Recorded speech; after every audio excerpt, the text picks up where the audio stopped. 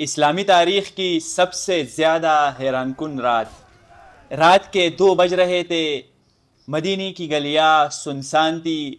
ایک آدمی سادہ کپڑوں میں اکیلا چل رہا تھا، نہ کوئی محافظ، نہ کوئی تلوار اور نہ کوئی شاہی نشان۔ اچانک ایک گلی سے بچوں کے رونے کی آواز آئی۔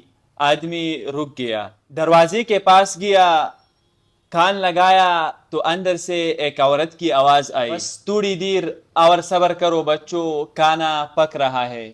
آدمی نے دروازہ کھٹکھٹایا۔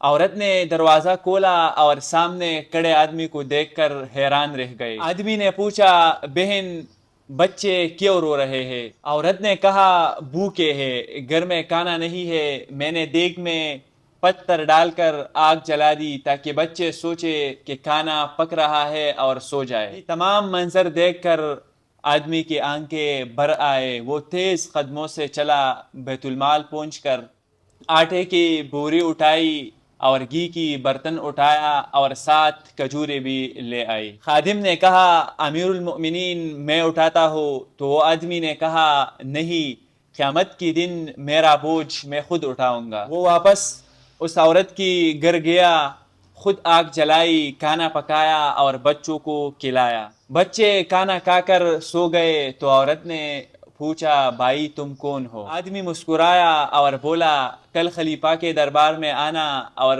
جان لینا۔ اگلے دن عورت خلیفہ کے دربار پہنچی تو وہی شخص تخت پر بیٹھا تھا، امیر المؤمنین حضرت عمر بن الخطاب رضی اللہ تعالی عنہ۔ عورت کی آنکھوں سے آنسو بہہ نکلے تو حضرت عمر رضی اللہ تعالی عنہ نے کہا، بہن مجھے معاف کرنا، میری حکومت میں تم بھوکی رہی، یہ میری ذمہ داری تھی۔ یہ کوئی عام خلیفہ نہیں تھا، بلکہ یہ ایک ایسا خلیفہ تھا جس کے حکومت میں عراق، شام، ایران وغیرہ فتح ہوئے۔ ایک ایسا حکمران جس سے رومی اور فارسی سلطنتیں کامتے تھے، لیکن رات کو وہ اکیلا گلیوں میں نکلتا تھا اپنی رعایا کا حال جاننے کے لیے۔ آج دنیا میں 195 ممالک ہے، کتنے حکمران ہیں جو اکیلے نکلے ہیں اپنے لوگوں کے درد جاننے کے لیے۔